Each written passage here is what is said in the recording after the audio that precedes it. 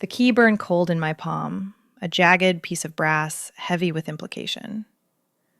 Around me, the holiday party thrashed, cheap techno bass rattling the windows, the sharp tang of spilled champagne, the desperate, loud laughter of coworkers trying to survive the night.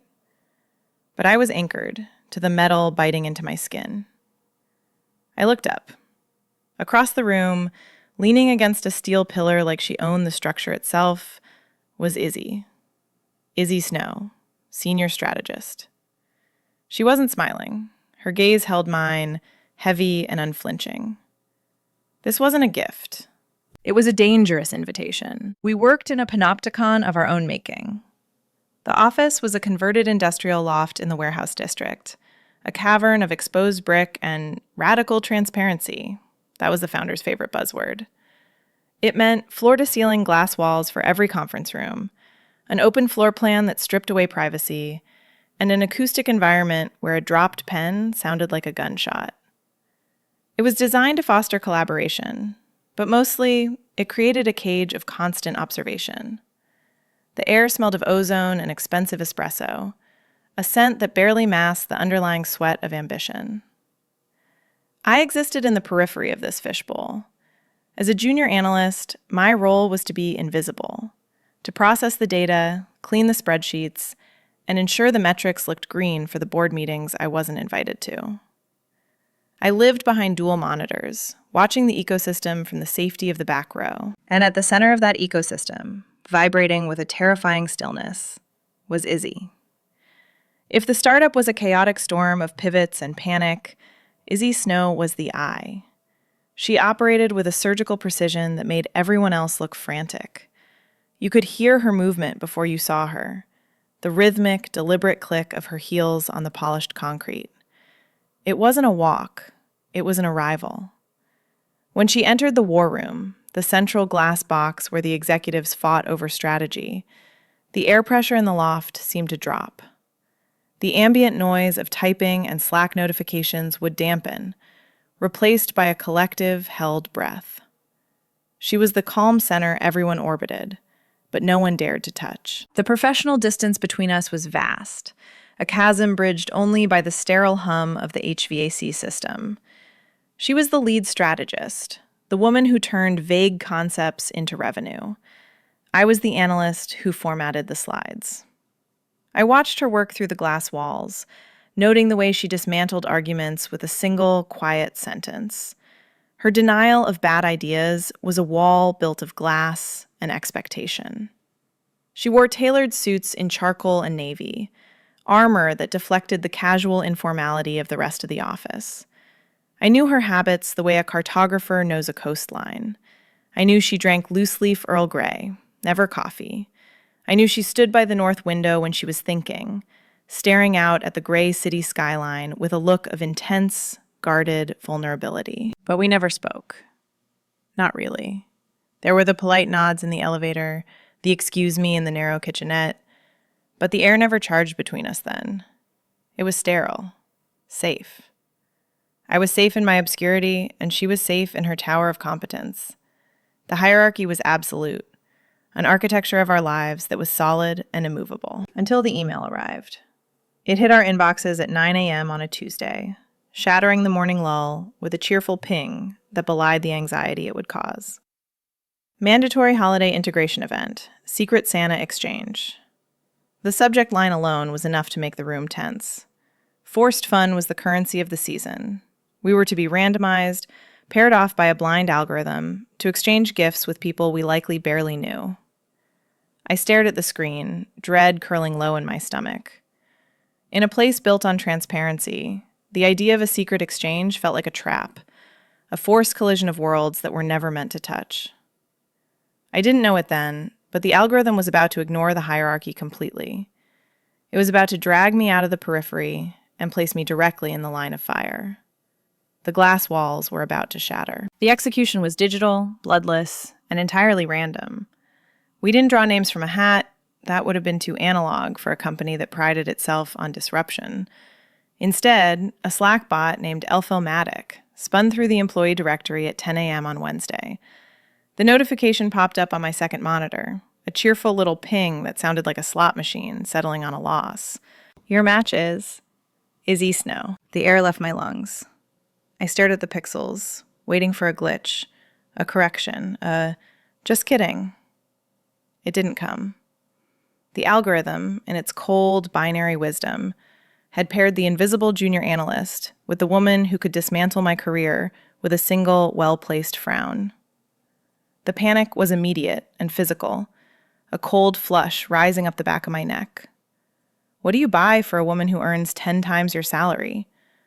What do you offer someone who wears silence like a couture coat? The standard office gift guide was useless here. A gift card was an insult. A scented candle was a cliché. A bottle of wine felt presumptuous, implying I knew enough about her evenings to populate them. I couldn't just buy a gift. I had to curate an offering. For the next 3 days, I stopped looking at the spreadsheets and started looking at her. I wasn't stalking. I was gathering data. The analyst in me took over.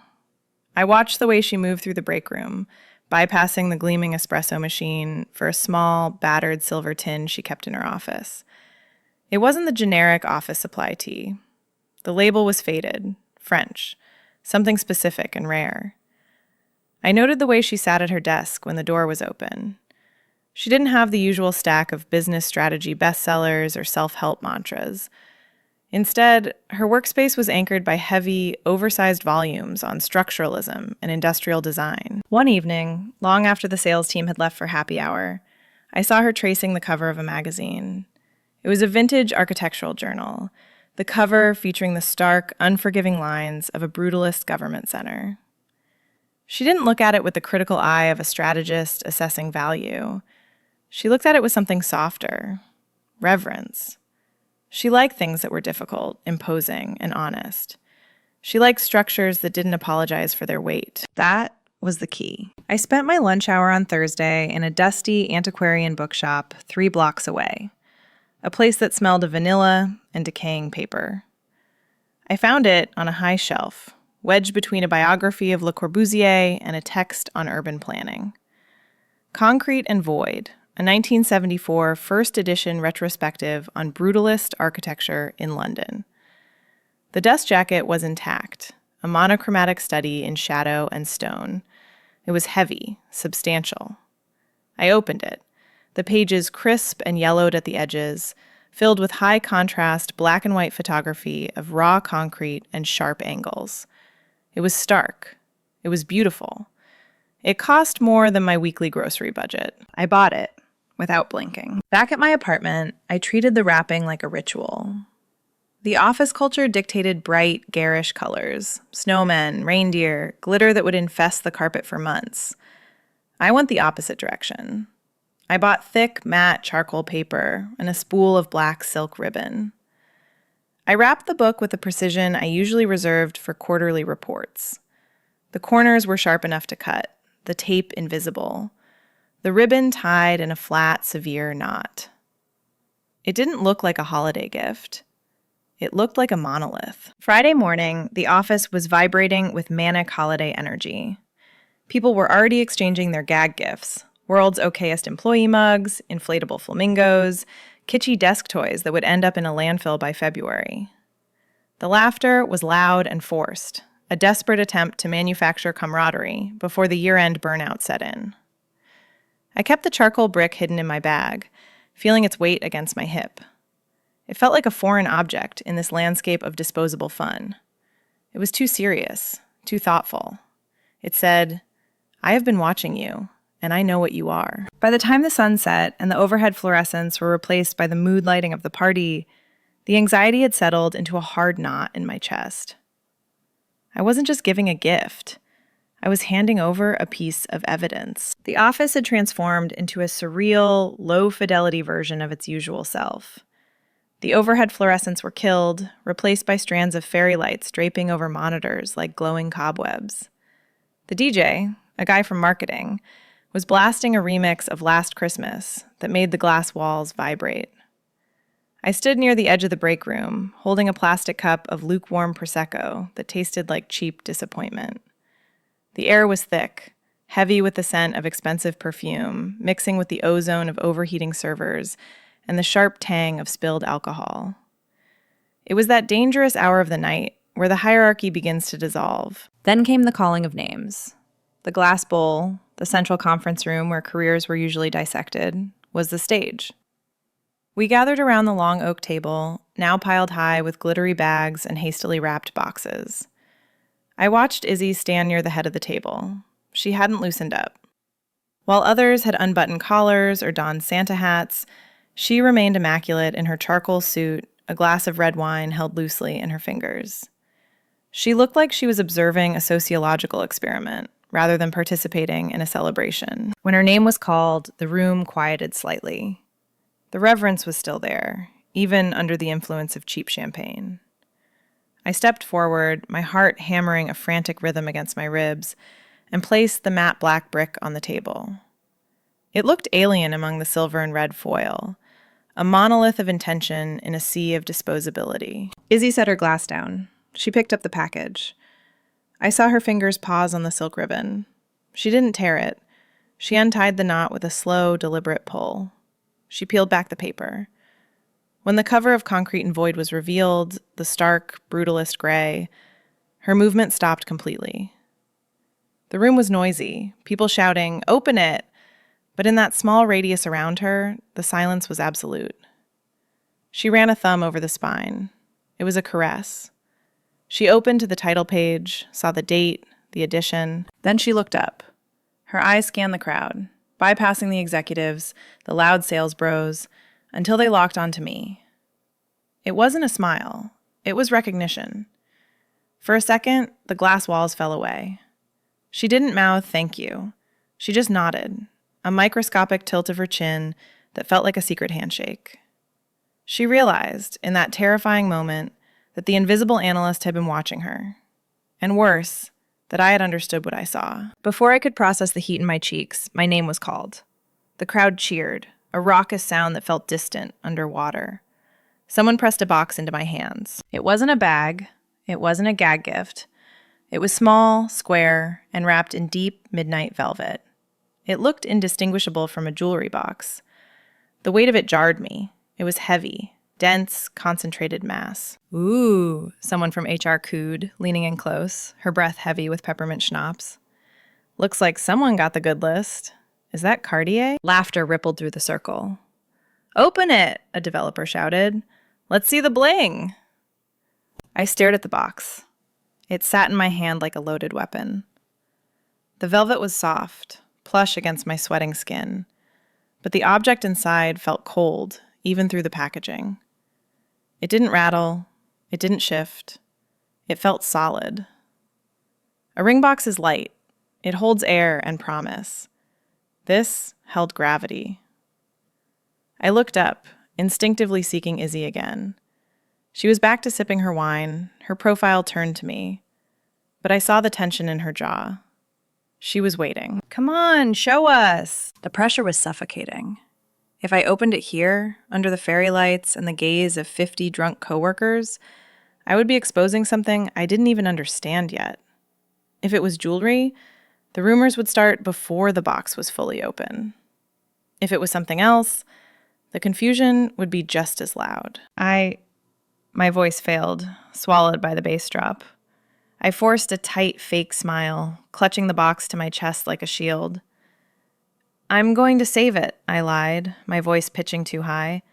Suspense, right? There were groans of protest, a few boos, but the attention span of a drunk office party is short. The next name was called, and the spotlight shifted. I didn't wait. I backed away, moving through the crowd, dodging elbows and plastic cups. I needed silence. I needed air. I needed to know what Izzy Snow had put in a velvet box that weighed as much as a padlock. I slipped out of the main area, down the darkened corridor toward the server room. The music faded to a dull, rhythmic thrum. I was finally alone with the hum of the cooling fans and the heavy, dark promise resting in my hand. I stepped into the alcove where the server racks hummed, a low, electric drone vibrating through the soles of my shoes. The party was just a muffled bass line now, a distant thrum that felt miles away. My hands were shaking. I told myself it was the caffeine, or the adrenaline of the exchange, but I knew better. I lifted the lid of the velvet box. The hinge was stiff, snapping back with a sharp crack that sounded indistinguishable from a breaking bone in the quiet corridor. Inside, resting on a bed of dark, dense foam, was not a ring. It wasn't a necklace. It was a key. It was old brass, heavy and tarnished with age, the kind of key that belonged to a lock that had been turning for a century. It sat there, cold and indifferent, a piece of metal that implied a door, a room, a life. Beside it sat a square of heavy cream cardstock. I picked it up. No Merry Christmas, no Happy Holidays, just a handwritten address in black ink. A location in the historic district, where the old textile factories had been converted into lofts that cost more than my student loans combined. Below the address was a 4-digit number, an alarm code. My breath hitched. This was access. I touched the key, the metal cool against my fingertip, smelling faintly of copper and oil. The implication hit me like a physical blow. A key is the ultimate removal of boundaries. It says, you can come in. It is a surrender of control. For a woman like Izzy, who guarded her privacy like state secrets, this was insane. It was a breach of every unspoken contract between executive and analyst. It was dangerous. It was an invitation to cross the line we had spent 2 years carefully drawing with silence and professional distance. I stared at the numbers on the card until they burned into my retina. 4092. I memorized them instantly, filing them away in the same part of my brain where I kept her coffee order and her meeting schedule. I slipped the key into my pocket. It settled there, a heavy, secret weight against my hip, pressing through the fabric. I closed the empty box and shoved it into my bag. I had to go back out there. I had to walk back into the noise and the light and pretend I hadn't just been handed the weapon that could dismantle my career. Pushing open the heavy door to the main floor, the sensory assault was immediate. The music was louder now, the laughter sharper. People were dancing near the makeshift bar, ties loosened, shoes kicked off. It felt performative, a desperate attempt to prove we were a fun culture. I moved through them like a ghost. I felt different, changed. I was carrying a secret that altered the gravitational pull of the room. I scanned the space, ignoring the sales team doing shots of tequila near the DJ booth. I needed to see her. I needed to know if this was real or if I was hallucinating from the stress. I found her near the balcony doors. The glass was fogged with condensation and the cold night air pressing in from outside. She stood apart from the crowd, holding a fresh glass of red wine, her back straight, her shoulders relaxed. She wasn't looking at the dancers. She wasn't looking at the city. She was looking at the door I had just walked through. She knew. Of course she knew. She had calculated the exact time it would take for me to retreat, open the box, panic, and return. I stopped across the room. The distance between us was filled with bobbing heads and flashing reindeer antlers, but the line of sight was clear. Her expression was unreadable to anyone else, the standard cool detachment of the lead strategist, but I saw the tension in the corner of her eye. I saw the way her fingers tightened slightly on the stem of her glass. She didn't smile. She didn't wave. She simply held my gaze, unflinching. It was a challenge. I gave you the door, her eyes said. Do you have the nerve to walk through it? The air between us thickened, charged with a current that had nothing to do with the static of the winter air. It was the terrifying magnetic pull of being known. She had seen my book, my understanding of her need for structure, and raised me one better. She offered me the structure itself. I couldn't stay. The room felt too small, the air too thin. I nodded, just once, a tiny, almost imperceptible dip of my chin. Acknowledgement, acceptance. She took a slow sip of wine, her eyes never leaving mine, and turned back to the window. The dismissal was intimate. Go, it said. I'll see you there. I grabbed my coat from the pile on the reception desk. I didn't say goodbye to anyone. I walked out into the biting December wind, the brass key heavy in my pocket, pressing against my thigh with every step. I didn't go home. I walked toward the train, my hand clutched around the metal in my pocket, the address repeating in my head like a mantra, drowning out the city noise. Monday arrived with the violent clarity of a fluorescent bulb flickering to life in a dark room. The weekend had been a fever dream, a blur of staring at the heavy brass key and running my thumb over its jagged teeth until the metal grew warm. I'd Googled the address in the historic district a dozen times, staring at the pixelated street view of the heavy oak door, wondering what lay behind it. But the office didn't care about my internal crisis. The office demanded spreadsheets. The startup loft, usually vibrating with the frantic energy of disruption, felt brittle. The air was stale, recycled, and thick with the scent of aggressive espresso, masking the collective hangover of the engineering team. Tinsel still clung to the exposed brick like debris from a disaster, and the Happy Holidays banner sagged mournfully over the reception desk. The magic of the low light and the alcohol had evaporated, leaving only the stark, headache-inducing reality of the work week. I walked in with the key in my pocket. It wasn't in my bag anymore. I needed it against my body. It felt heavier today, a physical anchor, dragging my attention away from the quarterly projections and back to the woman in the glass office. Walking past Izzy's office was a test of endurance. In the past, the glass walls were just architectural features, symbols of the founder's obsession with radical transparency. Now, the transparency felt like a taunt. I could see her sitting at her desk, posture perfect, typing with that terrifying efficiency. She looked exactly the same as she had on Friday before the party. Cool, remote, untouchable. The charcoal suit was replaced by a crisp white button-down and black trousers, severe and immaculate. There was no sign that she had handed a junior employee the keys to her sanctuary. No sign that she was waiting for me. The disconnect made my head spin. It was as if the party had happened in a parallel dimension, and I was the only one who had crossed back over with a souvenir. Then came the 11 a.m. strategy sync. I wasn't usually a key player in these meetings. I was the data repository, the person who brought the charts so the executives could argue about the narrative. I took my usual seat at the far end of the conference table, opening my laptop to hide my shaking hands. Izzy entered 2 minutes late. The room shifted, as it always did. The low murmur of conversation died instantly. She didn't look at me. She walked to the head of the table, plugged in her tablet, and brought up the projection. "We have a security problem," she said. Her voice was calm, low, and smooth like polished stone. My heart hammered against my ribs. "Not data security," she continued, clicking a slide that showed a complex map of user retention. "Emotional security. Our users don't trust the platform because we haven't given them a reason to stay. We have too many barriers to entry." She was talking about software architecture. She was talking about user interface.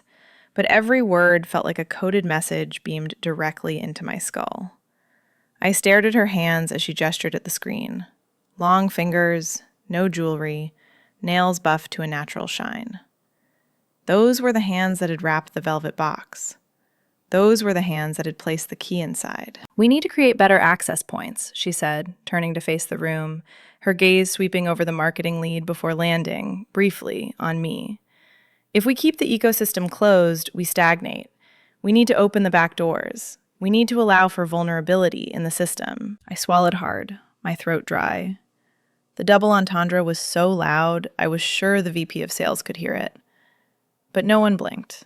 They nodded, taking notes, completely oblivious to the fact that their lead strategist was dissecting our dynamic in front of a live audience. "Walk me through the churn numbers," she said, suddenly looking directly at me. I froze. The Q4 retention? "The drop-off points," she corrected. She stood up and walked down the length of the table. She was coming toward me.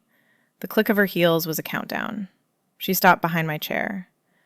I could feel the heat radiating from her body, a sudden, suffocating proximity that made the hair on my arms stand up. "Show me the raw data," she murmured, leaning over my shoulder to look at my screen. She was too close. In the sterile, air-conditioned conference room, her scent washed over me. Sandalwood, rain, and something sharper, like expensive ink. It was the smell of the address on the card. It was the smell of the velvet box. My breath hitched in my chest. If I turned my head 3 inches, my cheek would brush against her arm. "Here," I managed to say, my voice sounding foreign. I pointed to a row on the spreadsheet, my finger trembling slightly. The exit rate spikes here, when we ask for too much information too soon. Exactly, she said, her voice vibrating near my ear. It was intimate, terrifyingly so. They leave because they aren't ready to commit. They haven't seen the value yet. She stayed there a second longer than necessary. Her hand rested on the back of my chair, a claim of territory. The key in my pocket seemed to pulse against my hip, reacting to her nearness like a magnet finding true north. She was testing me. She was seeing if I would crack under the pressure of the mundane, if I could hold the weight of the secret while the fluorescent lights buzzed overhead. Then she pulled back. The cold air rushed in to fill the space she left. "Fits the onboarding flow," she said to the room, walking back to the front. "Remove the friction. Let them in." The meeting dissolved 10 minutes later. As the executives filed out, checking their phones and complaining about lunch options, I packed my bag slowly. I was the last one to leave. I looked up. Izzy was standing by the door, holding the door frame, waiting. She didn't say a word. She just looked at me. A long, heavy stare that stripped away the analyst title and left only the woman with the key. She glanced at her watch, then back at me. A silent countdown. "Tonight," the look said. "Don't be late." She turned and walked away, leaving me standing alone in the glass box, the echo of her perfume still hanging in the air. I didn't go home to change. That would have been a retreat, a moment to let the cold logic of self-preservation override the magnetic pull that was currently dragging me across the city. If I had stopped to look in a mirror, to see the junior analyst with the frantic eyes and the rumpled blouse, I might have thrown the key into a sewer grate and gone back to my safe, invisible life. But I didn't stop.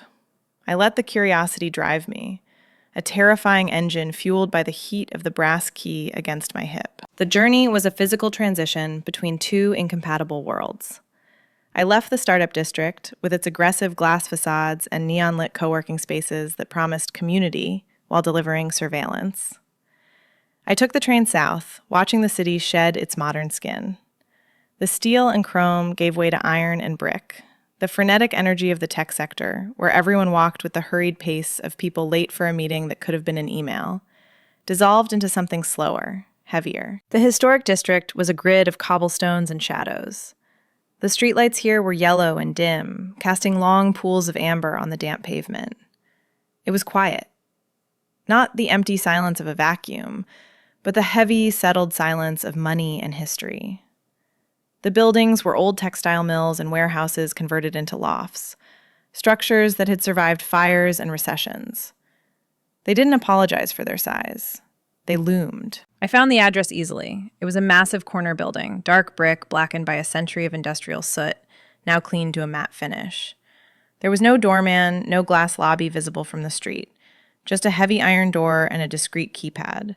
I stood there for a long moment, the wind biting at my exposed neck. This was the threshold. Punching in the code was an act of irreversible trespass. It was admitting that I wanted to know what lay behind the strategist's armor. My fingers shook as I reached for the pad. 4092. The keys didn't beep. They clicked with a satisfying mechanical weight. The lock disengaged with a heavy thud that vibrated through the iron. I pushed the door open and stepped into the cool, still air of the lobby. It smelled of old stone and polished wood.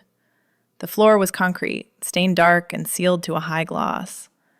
There was no security guard, just a long, empty hallway lined with abstract art that looked like bruises on canvas. The silence was absolute. My boots squeaked on the floor, a sound that felt violently loud in the hush. I walked to the elevator, the only moving part in this stillness. It carried me up to the top floor with a smooth, silent ascent that made my stomach drop. The hallway on the top floor was dimly lit. There was only one door. I reached into my pocket and pulled out the key. In the dim light, the brass looked almost black. I held it up to the lock. This was the test. Part of me, the rational part that built spreadsheets and risk assessments, prayed it wouldn't fit. I prayed it was a mistake, a wrong key, a cruel joke. That way, I could leave with my dignity intact and my curiosity unsatisfied. But the key slid into the lock with a terrifying smoothness. It was well oiled, maintained. I turned it. The tumblers fell into place with a series of soft, precise clicks, the sound of a barrier dissolving. I pushed the door open. The apartment was dark, illuminated only by the ambient glow of the city filtering through massive, arched windows. I stepped inside and closed the door behind me, leaning back against the wood as my eyes adjusted. It didn't smell like an apartment. It smelled like her. The air was thick with the scent I'd caught in the conference room, mixed with the faint, dusty smell of old paper. It was a sanctuary of precision. Floor-to-ceiling bookshelves lined the far wall, accessible by a rolling ladder. A massive, low-slung sofa anchored the center of the room, facing a fireplace that was currently cold. There was no clutter. No mail on the table, no shoes kicked off by the door. It was immaculate, a space curated for thought rather than comfort. It felt like standing inside Izzy's mind, beautiful, expensive, and intimidatingly ordered. I took a step forward, my hand trailing over the back of a leather armchair. I was an intruder in the temple. I shouldn't be here. The thought had barely formed when I heard it. The distinct, heavy click of the front door unlocking behind me. I froze. I hadn't locked it. I hadn't even heard the elevator. The handle turned and the door swung open, bringing with it a draft of hallway air and the sharp, rhythmic sound of heels on concrete. She hadn't been waiting inside.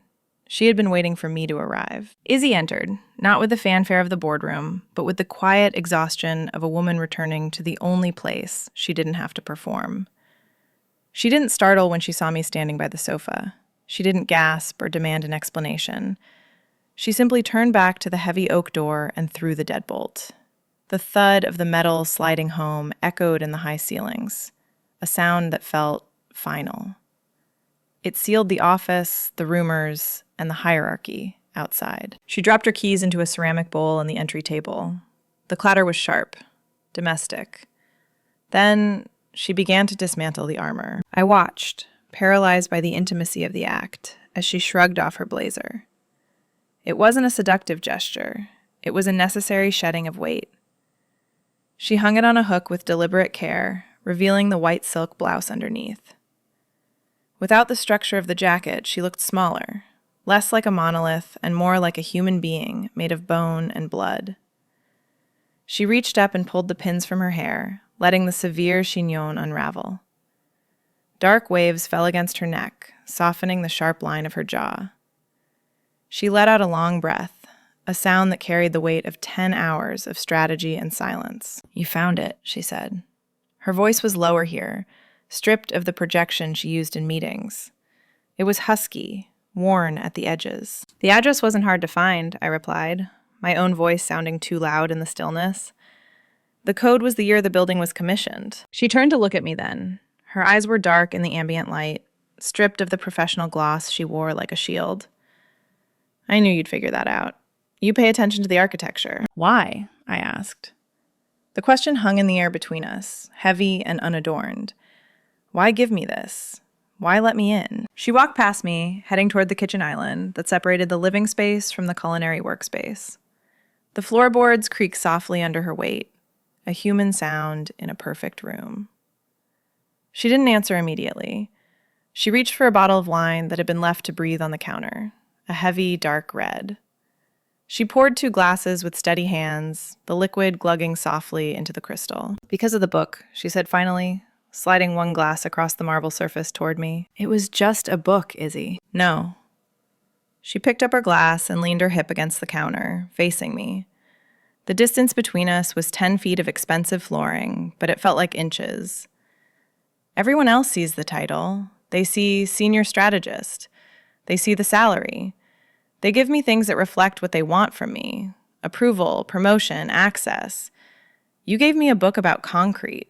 She took a sip, her gaze holding mine over the rim of the glass. You saw that I value things that are difficult. You saw that I find comfort in structure, in weight. You didn't try to soften me. You acknowledged the hardness. That is rare. I took a step forward, drawn by the gravity of her confession. The air in the apartment was different than the office. It was warmer, heated from beneath the floorboards, radiating up through the soles of my boots. It smelled of her perfume and the rich, tannic scent of the wine. The shadows played across her face, highlighting the hollow of her throat and the curve of her collarbone, exposed by the open button of her blouse. "I watch you," I admitted. The truth felt dangerous, but here, in the sanctuary, lies seemed impossible.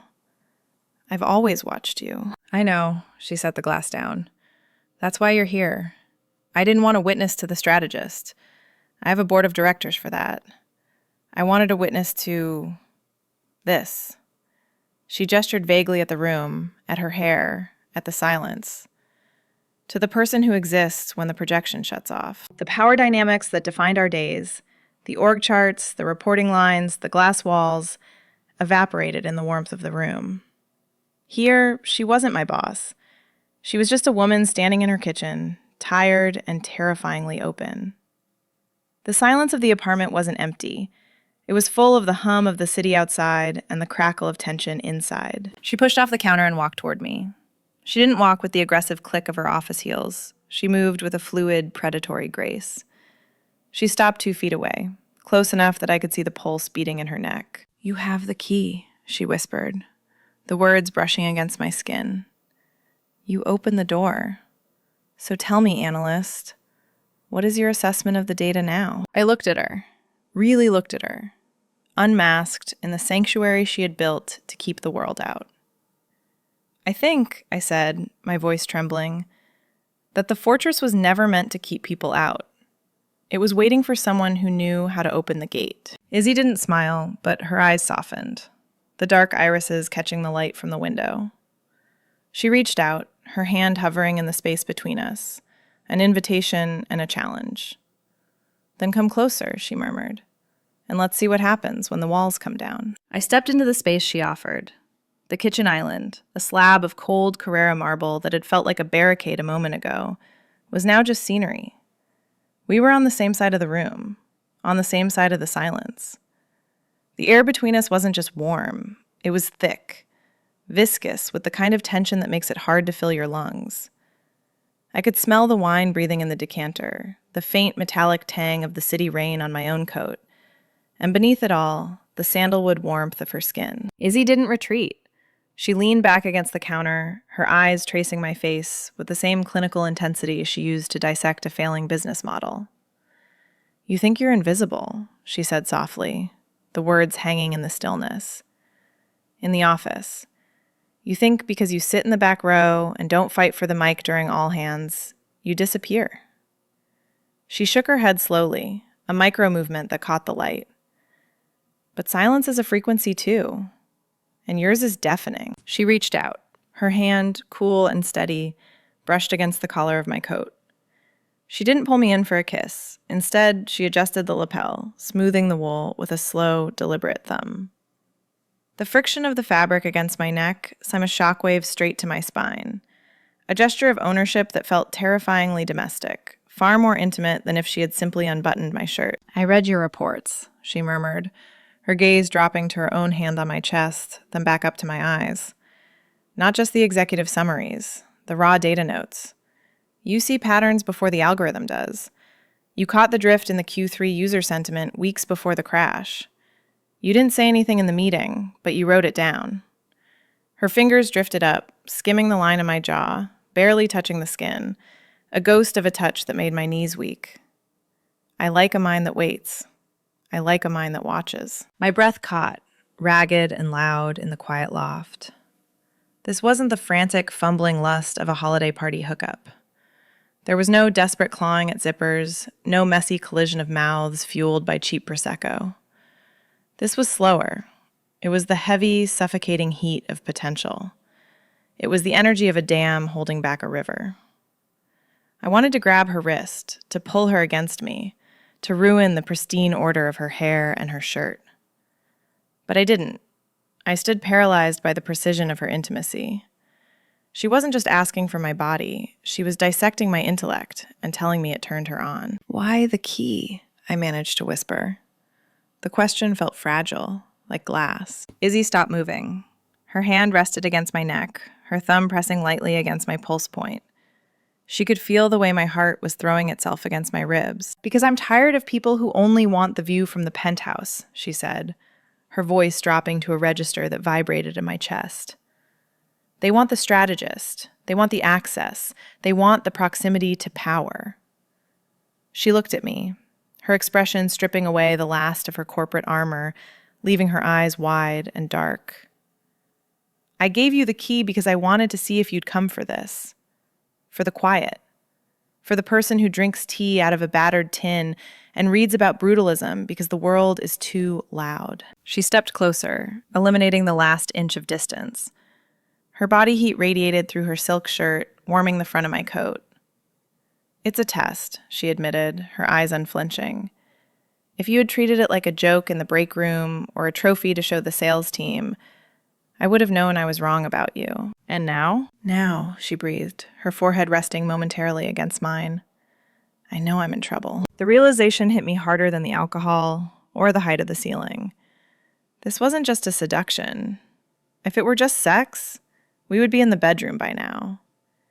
This was something far more dangerous. She was letting me see the structural integrity of her life. She was handing me the blueprints. And in a world built on temporary connections and transactional networking, being trusted with someone's solitude was the most terrifying thing imaginable. I wasn't just a guest in her apartment. I was an accomplice to her reality. We didn't sleep together. Not that night. The tension was a wire pulled so tight it hummed, but snapping it then would have been cheap. Instead, we stood in the kitchen until the wine was gone, mapping the borders of this new country we had discovered. "The key stays with you," Izzy said, her voice regaining a fraction of its steel as she leaned against the marble. "But the door only opens when the office closes." It was a protocol, a strategy. I accepted it. "And at work?" I asked. She looked at me, eyes dark, the pupils blown wide in the dim light. "At work, I am the lead strategist, and you are the analyst. The walls go back up." She paused, her gaze dropping to my mouth, then back to my eyes. "Transparency?" I challenged. "Opacity," she corrected. "For everyone but us." Leaving felt like stepping out of a decompression chamber.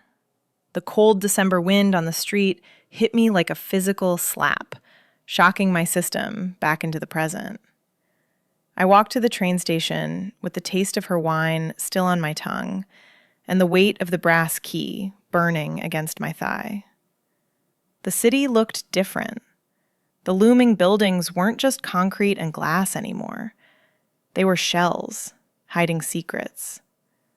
I felt rewired.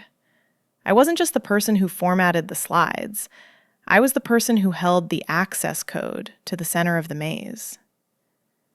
The train ride home was a blur of neon lights and static, my hand never leaving my pocket, clutching the metal like a talisman against the mundane world. The next morning, the startup was a chaotic assault of sensory input.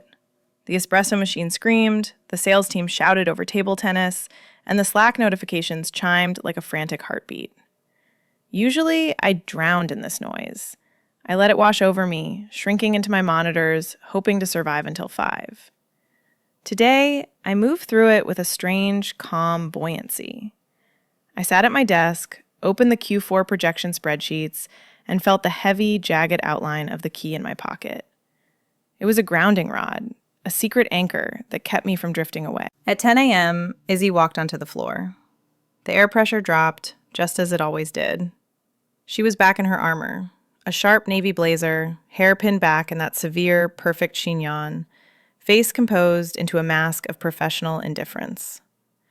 She walked past the rows of desks, ignoring the greetings, heading for the war room.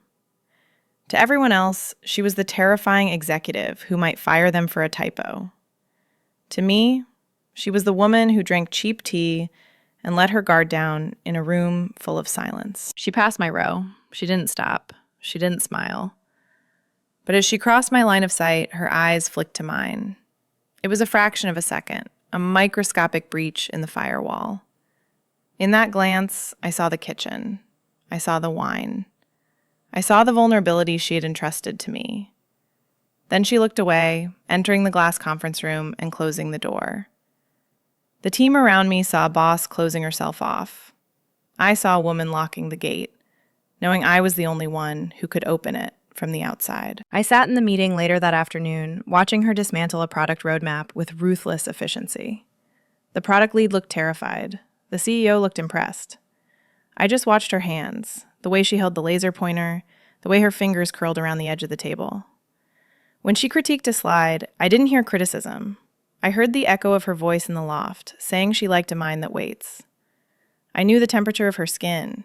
I knew the sound of her breathing when the armor came off. I wasn't afraid of her anymore. I was the keeper of her sanctuary. The office was a stage, and we were performing a play for an audience of unsuspecting colleagues. Every email she sent me, update the metrics, fix slide 4, carried a subtext only I could read. I see you. I'm waiting.